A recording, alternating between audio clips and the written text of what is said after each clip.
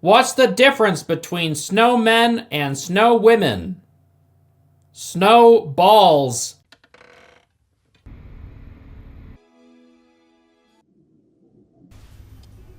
Did you think that joke was funny? Then you're gonna love this movie, because they repeat it like 5 times. Ho, ho, ho! Merry Christmas. Let's watch some trash. Last year, we watched The Killing Tree. It was about a demonic Christmas tree that killed people. This year, we're watching 2 movies, and they're both about a snowman that kills people. All right, I'm gonna be completely transparent with you all. I had no idea what video to make for Christmas, so I Googled worst Christmas horror movies just to see what would come up. I found a BuzzFeed article that listed 25 movies. You know, it's BuzzFeed, so I didn't expect anything all that great, but oh boy, was I in for a surprise. I scrolled down until I saw number 23, which was the movie Jack Frost from 1997. And the image used for this movie was of a naked woman with both of her arms buried in an evil-looking snowman. And that was it. I knew I had to learn more. I'm sure a lot of you already know about this movie, but it was my first time hearing of it, so I was pretty intrigued. On the BuzzFeed article, it says this movie has a 7% on Rotten Tomatoes, but if you search for this movie on Rotten Tomatoes, it has 16%. Not exactly sure why it went up. When I searched for this movie on Rotten Tomatoes, I found out that it has a sequel. No, wait. And this movie sits with a juicy fat goose egg, so I knew it had to be tasty. I was mostly wrong about that. Yeah, it's one of the worst Christmas movies I've ever seen. And I don't mean this in a good way, you know? It's not like, oh, it's so bad, it's good. It's just so bad. I desperately wanted to watch the sequel, but I couldn't just jump straight to the second one. I needed that piss-soaked context. They're both directed by this guy named Michael Cooney. He has a great track record on IMDb. These are probably the first and last movies I'll ever watch from this guy. So let's go ahead and talk about Jack Frost. The intro credits appear on a Christmas tree with ornaments, and it's narrated by a man telling his niece a story about the evil Jack Frost. I really wouldn't be surprised if this guy voiced both the uncle and his niece, because just listen to how the niece sounds. Why did he hurt people? How should I know? Maybe his mum and dad never gave him enough hugs. But they did catch him, didn't they, Uncle Henry? Yeah, it sounds like a 45-year-old man trying to make a baby voice, doesn't it? Well, you know what I mean. Oh man, you're really telling me that?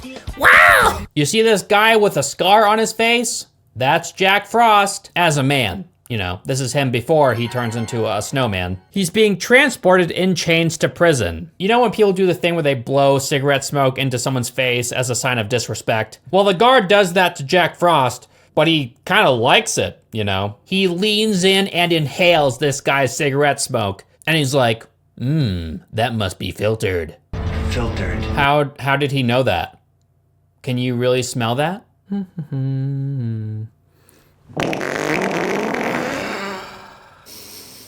Oh, God. That's a cheesy bean and rice burrito. The fuck, dude? How'd you know that? I could smell a nice CBRB from a mile away out of a nice ass like that. There's a car accident, and they show the car crash by spinning a camera around in a 360-degree circle and having the actors scream at the camera. And then randomly Jack Frost goes, "Oh yeah." They do the whole superhero villain origin story thing in this movie. Jack Frost gets sprayed by some sort of secret chemical by a toppled truck. It's this super secret liquid that only the government knows about. And oh my God, it exploded and sprayed all over this super evil guy. This is gonna hurt. This stuff that sprayed all over him ended up changing his genetic makeup, so he becomes one with the snow and ice. I love the CGI used to show this. It looks horrible. His blood cells have ice on them now, I guess. Gotta be honest, the guy who plays Jack Frost is pretty funny. He goes all out in this movie. He tries very hard to be overtly evil and honestly kind of obnoxious. He's evil in a cartoonish way. you know? So the movie revolves around the officer who initially arrested Jack Frost. Later, an old man is killed by Sub-Zero, and everyone thinks it was Jack Frost, so they all start to panic. Just kidding, it was actually Jack Frost. What? You know, his powers are basically the same thing as Sub-Zero from Mortal Kombat. Fatality. A mysterious, featureless snowman pops up outside the cop's house. So his son decorates the snowman. Some bullies come over and harass the kid. After beheading the snowman, one of the bullies says this to the kid. All the king's horses and all the king's men couldn't give a rat's ass about Tyler's little snowman. All the king's horses and all the king's men? Reciting a nursery rhyme is one way to come across as a tough guy, I guess. Is this kid really using Humpty Dumpty to bully someone? Beware, everybody. If I meet you in the street, this is what I'm gonna do. Itsy bitsy spider crawled up the water spout. Down came your mom's ass, so I ate. Redacted. The little kid's name is Ryan, by the way, not Tyler. So when the bully called him Tyler when he recited this nursery rhyme, I was kind of confused. Later, I figured out that their surname is Tyler. So this bully just calls this kid by his surname. That's so weird. It can be normal sometimes to call someone by their surname, but at that age? I don't know, that's just kind of weird. You think Donald Trump's friends were calling him Trump at, I don't know, age 7? I doubt it. Jack Frost comes alive, and it results in one of the bullies being decapitated by one of their sleds. One of the bullies say, "Holy moly, Ryan killed Billy!" Holy moly, Ryan killed Billy! That's such a goofy response to just watching your friend getting decapitated in front of you. Jeepers creepers, my friend has no head. That must mean he's probably dead. Later, the father of the kid who just got decapitated goes outside to smoke his pipe. And for some reason, he doesn't notice the random snowman that was built directly outside their house. And it obviously wasn't them that built it. He doesn't comment on it or anything. Even when the snowman starts talking to him. How about a smoke? He doesn't think the snowman all of a sudden being there is weird. Jack Frost ends up killing this guy by jamming an axe into his mouth, handle first. God damn, not even Riley Reid could have done that. I don't know, who knows, maybe she could. The way Jack Frost kills this guy's wife is so funny. They play this happy SpongeBob sounding music in the background. He chokes her out with tree light wires and then smashes her face into ornaments. The FBI takes over the case from the sheriff because, you know, they know what they're dealing with, since they were directly involved with this strange mutant liquid that turns people into ice monsters. So this guy named Paul, who saw Jack Frost kill the woman earlier, starts panicking. So the FBI agent slaps him, and the sound effect they use for the slap is just... I mean, they just couldn't find something better.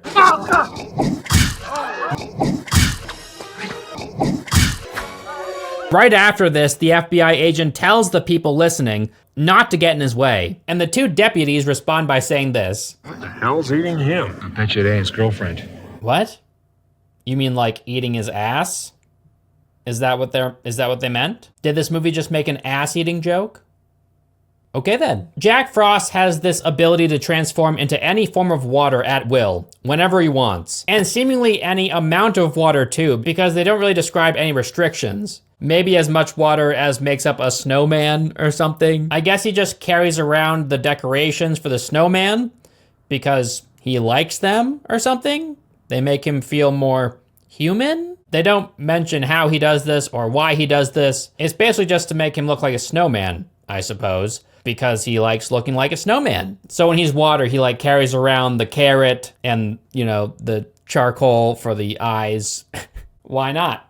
He needs a nose. There are even times when he controls the carrot itself, like just the carrot. I'm not sure how that makes sense, but sometimes the snowman features just kind of appear out of thin air. So I guess Jack Frost has the ability to turn a carrot and coal into water. I'm thinking too much into this, clearly. There's a part when Jack Frost takes over a deputy's car and then runs him over. Wait a minute. How does a snowman drive without legs? And then there's a scene where a young guy and girl are preparing to bang. So the guy gets some wine ready. He puts ice in the wine? Who does that? That's weird. He hears something outside, so he calls out to it, only to get bonked by Jack Frost's mitten-shaped hand. From this guy's perspective, the intruder could very well be just someone in a snowman costume playing a prank. In fact, it literally is someone in a snowman costume on set. So he tells this guy who he thinks is in a snowman costume to back off. He waits for like 5 seconds and then immediately decides to murder him. He rushes this snowman with a screwdriver and starts stabbing it over and over. Of course, this isn't a person in a suit. Well, it's not supposed to be, even though it very clearly is in some scenes. So Jack Frost has this like icicle launcher in his hands. He shoots one into this dude's shoulder and another into his head. We get a view on the other side of the door and we see the icicle. It's slowly pulled out and then we see this guy's brain's heartbeat. Yeah, I'm not joking. What is going on here? I did not know that brains had heartbeats. Or wait, would it be called a brain beat at that point? Or maybe this is supposed to be another icicle shot through his chest that we don't see from the outside. But the way it's filmed, it looks like it's the same one that was shot through his head. So, I don't know, dude. We then get an epic bath scene with a hot babe with riveting music. Just listen to this finger-burning guitar solo. It's so cool. And then Jack Frost's carrot nose pops up from under the water. It looks like they were trying to make it look like this girl just took a shit in the tub, but instead of poop, it's a carrot. This is the scene that I was waiting for. The ridiculous scene of the girl with her arms stuck in a snowman. Jack Frost emerges from within the tub. He expands until he's standing there with this poor girl's arms sealed inside his icy shell. She should have just stabbed him with her boobs because I bet her nips are very perky right now. So she screams awkwardly as Jack Frost kills her. I think he's killing her. It doesn't really look like he's killing her because he's supposed to be slamming her head against the wall, but it looks like he's gently tapping her against the wall. And then somehow she just drops dead. Whatever, guys, her head is an eggshell, like literally an eggshell. That's the only way that doing this to her would cause any damage. So the yolk comes out and she dies, okay? She must have the same condition that Samuel L. Jackson had in the movie Unbreakable. That's the only way I can see this making sense. Later, a woman finds a suspicious pile of snow with a scarf in its center on the ground. So she picks up the scarf. Jack Frost then pops up behind her. She turns to see him standing there and is pretty funny. Just a scarf. The sheriff and FBI agent watch this happen, so they've finally learned about Jack Frost, the evil snowman. The FBI agent attempts to shoot the snowman. It doesn't work, so the next best thing is to shoot it when it turns into a puddle of water instead. Right, guys? You can tell this FBI agent is a very intelligent man. What are you doing, dude? I love how he's using a BB gun pistol with a giant scope attached to it. Of course it does jack shit. Get it? Jack shit. Move this man! The sheriff tries to use a hairdryer on the snowman, but oh my god, it's not powerful enough. What on earth will they do? When I was watching this movie, I couldn't think of that one scene from the X-Men movies. I forget which X-Men movie it's from, but there's this guy who like bubbles up and then turns into water. He travels through the ocean and then walks up onto the beach, and he looks really gross. That's the only thing I could think of when I was watching this. So they end up using a ton of hair dryers against Jack Frost. They back him up into a furnace because I guess the hair dryers were hurting him, so he had no choice but to back up into the furnace. Why he didn't just turn into water vapor and slip away? Beats me. 2 seconds later. Of course he just turns into water vapor and escapes. They've seen this snowman turn into a different form of water and survive. So why did they think putting him in a furnace would work? Whatever, they're stupid. Obviously, Jack Frost escapes the furnace. But oh no, this time he has icy fangs and some very punny dialogue. Frostbite. Next time we'll use mistletoe. I have something in my teeth, he says. I need floss. Jack Frost's one weakness is revealed. Antifreeze, of course. There's one scene when he turns into a snowman in a car, and he gets antifreeze all over his face. Because remember Ryan, the little kid? Well, he was eating oats, and he puts antifreeze in his oats. I think I'm gonna save this for lunch, okay? I'll put it in the baggie, fill it up. Thank God this weird-ass kid puts antifreeze in his oats, or else this wouldn't have worked. It's so stupid. What the hell? So I guess when Jack Frost is hurt with antifreeze, there's like some meat underneath the snow now. So that's weird. So theoretically, does that mean you could cook and eat him? That's nicely seasoned, very tasty and perfect for a winter's day. Eventually they find a way to trick him to fall into a truck bed full of antifreeze. And it finally gets rid of him. They pack him away in a ton of antifreeze containers and bury them. Yes, this movie is dumb as hell and the editing is piss poor. It can only get better from here, right? The sequel is a dumpster fire. Let's talk about it. Jack Frost 2 was released 3 years later in the year 2000. This one starts with the sheriff from the first movie recounting the events with Jack Frost to his therapist. And he does so by reciting a new version of the Jack Be Nimble nursery rhyme. He smashed their skulls with sticks and stones, used iron bars to break their bones. Why would he do that? Obviously, your therapist won't believe you in the first place, but you're not really making a great case for yourself by describing this serial killer Snowman with a nursery rhyme. Come on, dude. What is it with nursery rhymes in these movies? His therapist looks at him while he's doing this with an expression like, seriously, dude? It turns out this therapist is a huge douchebag. He had his phone's intercom on, so the people outside of his office can hear the sheriff tell this batshit insane story and laugh at him. You can hear the laughs in the room while he's telling the story, and they only laugh after the sheriff says something ridiculous, but somehow he still doesn't realize that he's being laughed at. The therapist literally laughs in his face, and still he doesn't realize. There's a part when he turns off the intercom, and he still doesn't realize. Pretty moronic thing for his therapist to do, by the way. I guess he just doesn't give a shit about his license. Like, this is a pretty surefire way to lose your job. Also, why is there a construction worker listening in? The antifreeze is dug up and experimented on in a lab. They have no success. One of the scientists was drinking coffee, and it turns out the missing ingredient to revive Jack Frost was coffee. Whatever, sure. So when the janitor comes in to clean the room, he accidentally bumps the coffee into like this huge vat that I guess has the Jack Frost liquid in it. So it revives Jack Frost. So Jack Frost instantly freezes the room and kills the janitor. Also, why would the scientist put his coffee right there? Man, oh man, I can't wait to drink my coffee. Let me just put it down for a minute because I have to take a nice big poop. This is a perfectly good spot to put my coffee. Right above my very expensive camera. Man, I sure hope it doesn't fall. Anyway, I guess Jack is back in black in this movie. Well, white. He's back in white, so Jack White is back.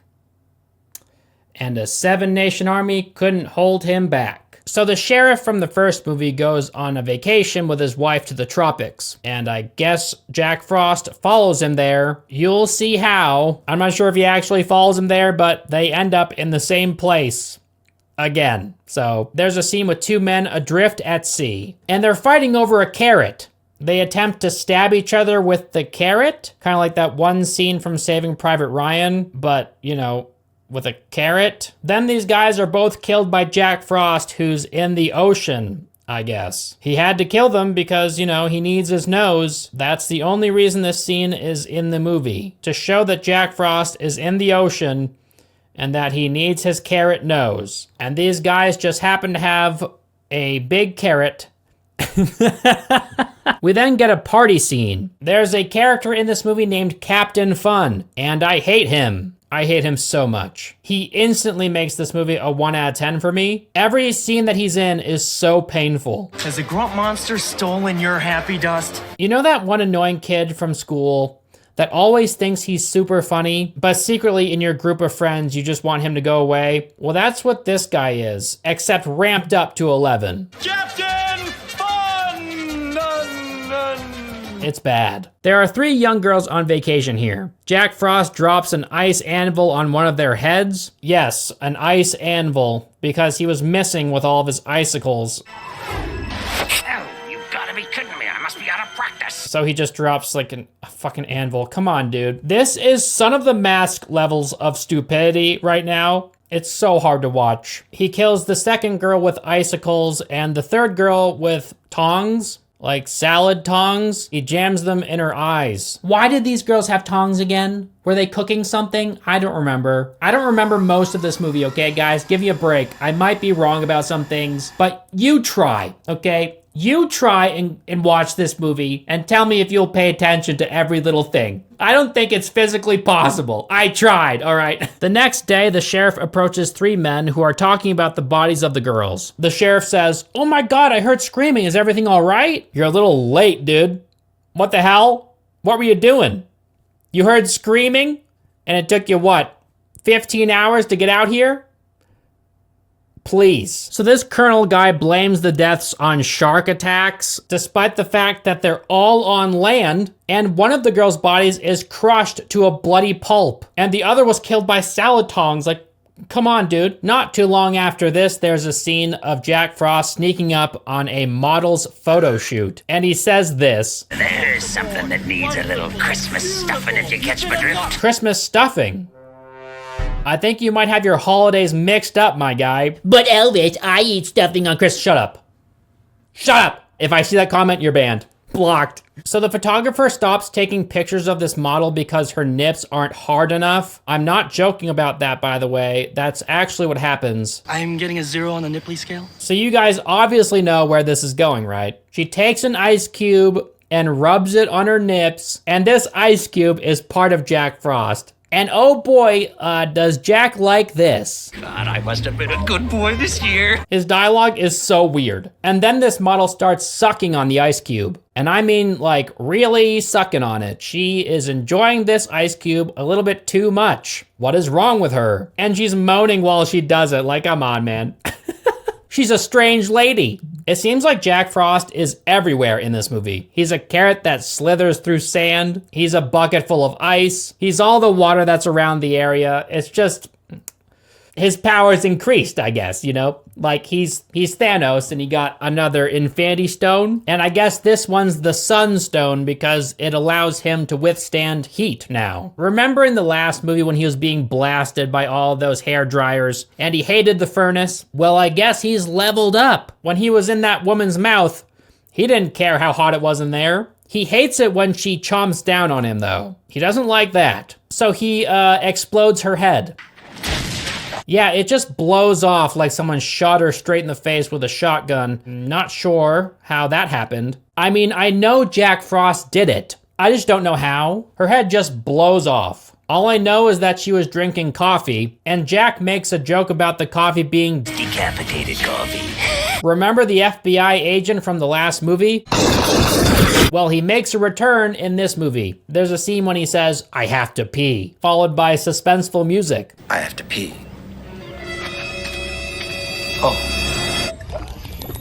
Okay, I'll be right back. I have to pee. I drank a lot of water while recording this.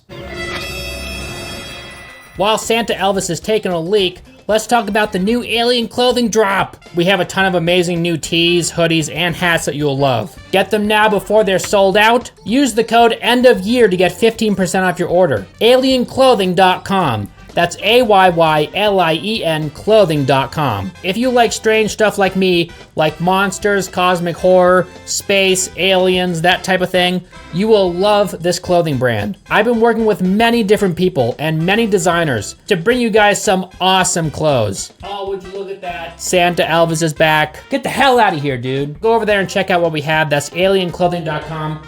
Wait, what? It was for alien clothing. AYYLIEN clothing.com. Oh, hell yeah, dude. I'm wearing one of their shirts right now. Look at this.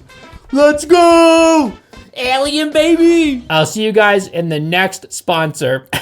This movie is a lot hornier than the first one. Almost annoyingly so. It gets repetitive very fast. Most of Jack Frost's kills in this movie involve attractive women wearing very little clothing. And don't get me wrong, I like to see a babe or two in my movies, but I don't know, this movie felt a little excessive. During these kills, he'll be fawning over these girls. You can almost imagine his icicle getting harder and harder every second he's talking about them. And it's very uncomfortable. There's this girl who goes skinny dipping in a pool, and he freezes the top of the pool so she drowns.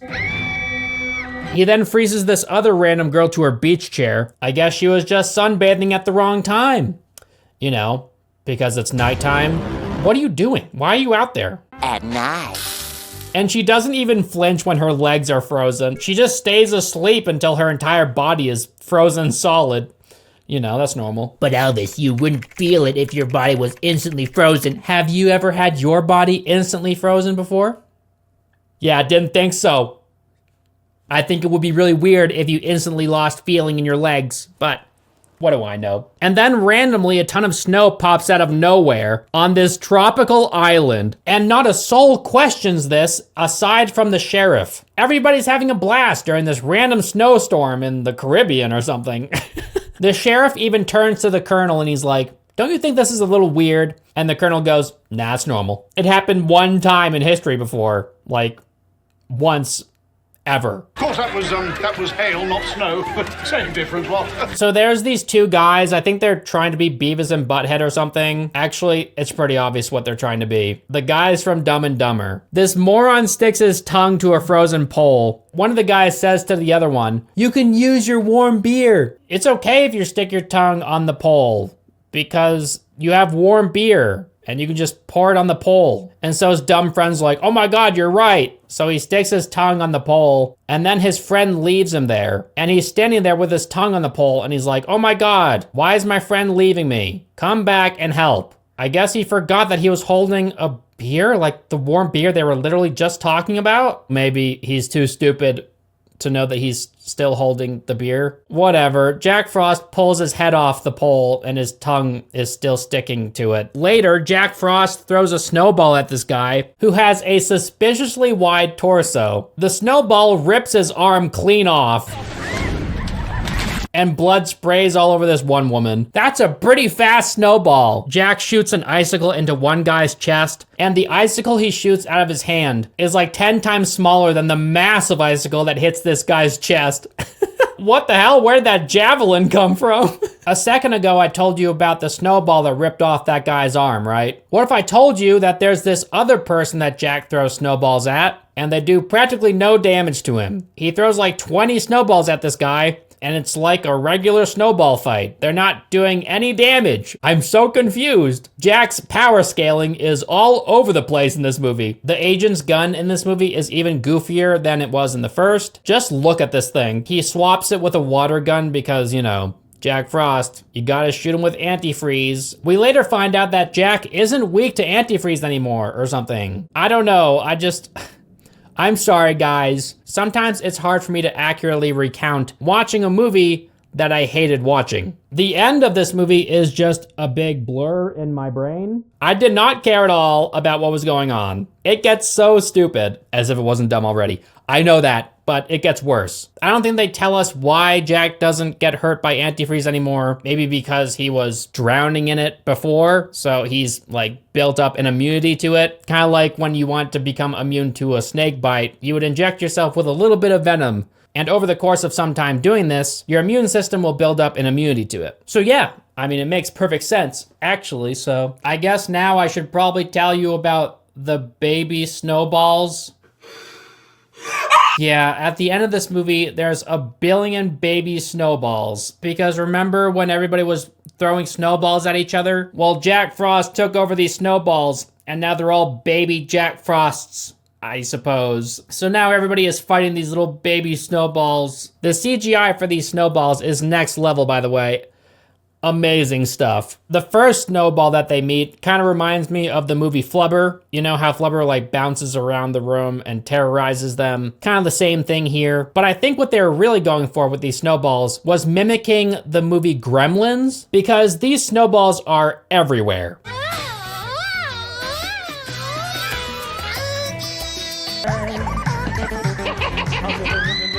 The former FBI agent thinks it's a really great idea to hang out in a shack with like a billion of these snowballs. Obviously they kill him because he's brainless. This movie tries way too hard to be funny, and it just turned out painful. That 0% of Rotten Tomatoes makes a lot of sense to me right now. So the snowball babies start partying around the island. Yeah, I'm pretty sure they were going for a less interesting and much more annoying version of the Gremlins. God, this movie is horrendous, man. They find a way to kill the baby snowballs, but who cares? The Colonel gets an icicle impaled through the back of his head, but who cares? Later, Jack Frost turns into a massive ice box, and he traps the sheriff's wife, Anne. The massive snow block then forms icicles inside, and it turns into a very cold Iron Maiden. It closes in on Anne. We watch Jack Frost completely envelop this woman. It swallows her completely. So the sheriff shoots Jack Frost with an arrow, and on the end of this arrow, there's... Banana. What? I don't know, dude. I'm just... He shoots it at Jack Frost. Jack explodes into a huge pile of dish soap and blood. I'm not joking. It's so clearly dish soap, dude. So remember Anne, the girl that was killed by the Iron Maiden? Well, she's not dead. Yeah, she's not dead. She survived. She survived. It makes a lot of sense. She's alive. So anyway, that's the end of the movie. They walk off into the sunset. Everything's cool now. Yeah, this was abominable. One of the worst Christmas movies I've ever seen. I would not recommend it. The first one was pretty funny at times. This one, oh, thank God it's over and I never have to talk about it ever again. I'm probably the first person on Earth to finish this second movie in its entirety, aside from the cast and the director. I would like to claim that medal, please. Thank you. Merry Christmas, everybody, and happy holidays. I hope you have fun. I'll see you in the next video. Bye.